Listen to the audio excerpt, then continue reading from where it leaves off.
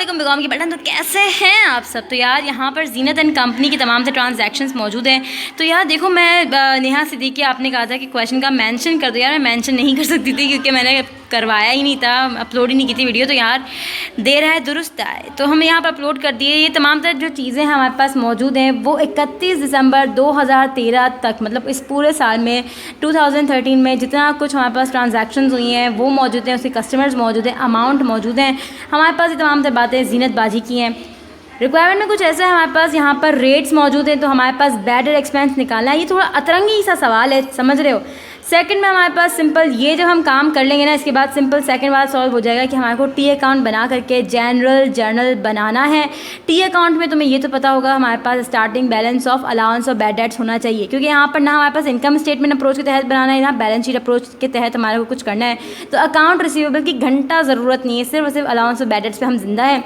तो अलाउंस और bad debts का स्टार्टिंग बैलेंस तो होना चाहिए ना। तो हमने पूरा सवाल मैंने वहाँ पर नहीं आया, तो यहाँ पर हमारे पास मौजूद है क्वेश्चन के अंदर ही balance of allowance of bad debts starting 1650। लेकिन एक बात तुम नोटिस करो कि डेबिट साइड पर इसका बैलेंस है, तो यानी कि इसकी जो नेचर होती है हमेशा क्रेडिट होती है। लेकिन क्वेश्चन के अंदर इसमें एम्फसाइज क्या है कि इसको हमने बैलेंस को एग्जामिनर ने डेबिट साइड पर कर दिया है। तो सॉल्व कुछ ऐसे होगा कि हम यहाँ पर कॉलम बनाएंगे पर्टिकुलर्स के और टोटल अमाउंट के। पर्टिकुलर्स में तमाम तरह हमारे पास कस्टमर के नाम आ गए। टोटल के अंदर हमारे पास जितनी अमाउंट हमारे पास थी वो तमाम तरह हमने लिख दी, टोटल अमाउंट हमने लिख दी। अब हमारे पास 1 to 30 days, 31 to 60 days, 61 to 120 days, over 120 days का कॉलम कैसे बना। तो हमारे पास देखो इन्हीं कॉलम के हमारे पास तुम्हारे को मैं बता चुकी हूँ रिक्वायरमेंट में कि उनके रेट्स मौजूद हैं।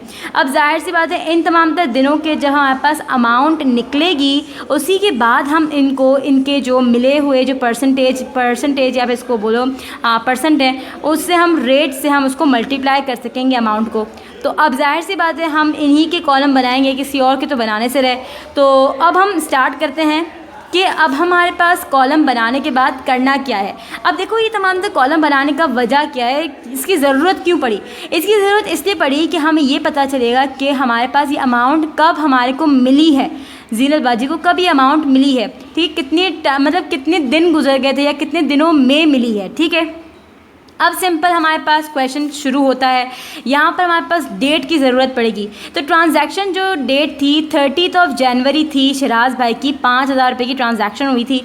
तो अब हमारे पास 30 जनवरी से लेकर 31 दिसंबर तक के दिन को काउंट कर लो।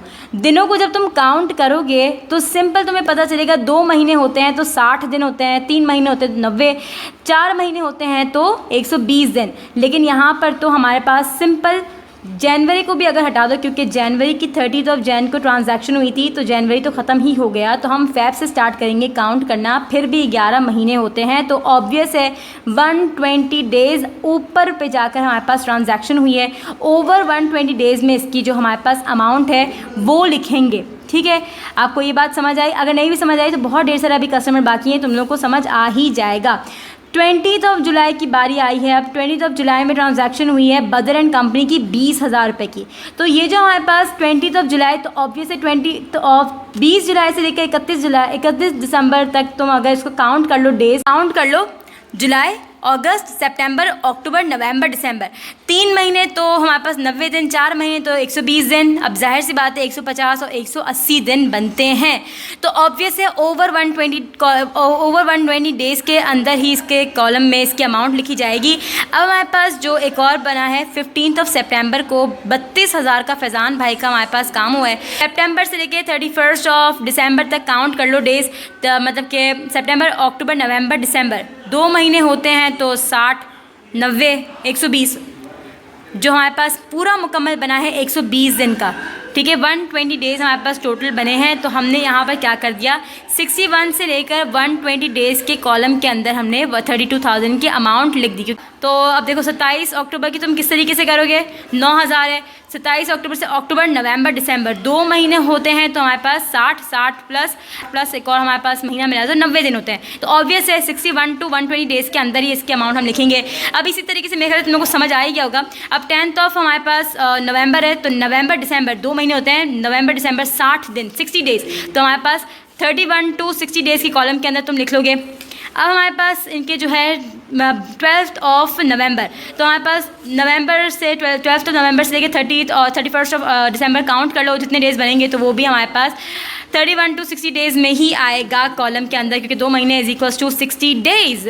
दिसंबर 10 तो 10 दिसंबर से लेकर 31 दिसंबर तक की अगर हम काउंटिंग करें तो ऑब्वियस है एक ही महीना है, तो हमारे पास 1 to 30 डेज़ के अंदर इसका हमारे पास अमाउंट के कॉलम में हम लिखेंगे। अब हमारे पास आखिरी जो है वो 28 दिसंबर, ऑब्वियस है 2 दिन बचे हैं, तो हम ऑब्वियस है 2 दिन जो होते हैं वो उसका भी कॉलम हमारे पास मौजूद है, 1 to 30 डेज़ उसके हम कॉलम में लिख देंगे। टोटल हमने इनकी अमाउंट, इन तमाम डेज़ की अमाउंट हमने लिख दी, हमारे पास आ गई। अब हमने क्या करना है, पर्टिकुलर्स बनाने हैं, वही 1 to 30 डेज़, 31 to 60 डेज़, इन तमाम तरह के डेज़ बना दिए। ये जो हमारे पास टोटल निकले हैं उसको हम कहते हैं, क्या कहते हैं बच्चा, अकाउंट रिसीवेबल, वो हमने निकाल लिए। अब हमने इसके हमारे पास क्वेश्चन के अंदर ही रेट्स मौजूद थे, वो तमाम तरह हमने इसके रेट जो जिनके थे वो हमने लिख दिए। इसको जब हमने इससे मल्टीप्लाई किया हमारे पास आंसर आ गया, इसको इससे मल्टीप्लाई किया आंसर आ गया। इन तमाम तरह की जब टोटल हमने अमाउंट को ऐड किया तो हमारे पास 18,300 बना, जो हमारे पास टोटल अनकलेक्टेबल अकाउंट है। यहाँ तक हमारे पास जो पहली रिक्वायरमेंट थी वो मुकम्मल हो गई। ठीक, अब हमारे पास दूसरी बात के मुताबिक, दूसरी रिक्वायरमेंट के मुताबिक हमारे पास टी अकाउंट बना करके उसका जर्नल बनाना है। हमारे पास, तुम्हें मैं पहले भी बता चुकी हूँ, स्टार्टिंग बैलेंस हमारे पास मौजूद है 1650 रुपये, लेकिन भाई साहब डेबिट बैलेंस इन्होंने कर दिया है, जो कि हमेशा क्रेडिट होता है, लेकिन इन्होंने डेबिट कर दिया है, तो टेंशन निश्ता। अब हम सिंपल टी अकाउंट में उसको डेबिट साइड पर लिख देंगे अमाउंट को, और हमारे हमेशा दिमाग में याद रखना कि ये जो अनकलेक्टेबल अकाउंट हमने निकाला है उसकी जो वैल्यू टोटल आती है वो हमेशा डेबिट साइड पर आती है। अब दोनों को साइड को इक्वल कैसे करोगे, जाहिर सी बात है जो टोटल हमारे पास आएगा वही अमाउंट हम यहाँ पर लिख देंगे, फिर दोनों हो गए इक्वल। इतना आसान था ये। तो बैरियर एक्सपेंस की अगर वो डेबिट साइड पर अगर उसकी बैरियर एक्सपेंस निकलता है तो उसकी एक एंट्री बनती है, अगर क्रेडिट साइड पर निकलता है तो उसकी 2 एंट्रीज बनती हैं। एक होती है bad debt expense debit and allowance bad debt credit, expense and revenue summary debit and bad debt expense credit. तो यहाँ पर हमारे पास क्वेश्चन होता है ख़त्म। उम्मीद है कि आपको बेहतरीन समझ आया होगा इंशाल्लाह।